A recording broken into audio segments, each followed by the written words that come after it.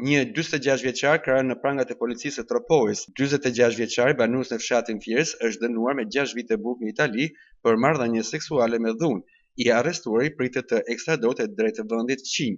Shërbimet e komisariatit të policisë së Tropojës sipas njoftimit të drejtorisë vendore të policisë së Kukës në vijim të punës për lokalizimin dhe kapjen e shtetasëve të shpallur në kërkim ndërkombëtar dhe kombëtar bazuar edhe në informacionet e siguruar në rrugë operative, organizuan dhe finalizuan operacionin policor të koduar Alert, si rezultat i të cilit u kadh dhe u arrestua me qëllim ekstradimi në Itali një 46 vjeçar banues në fshatin Fiers Tropoj.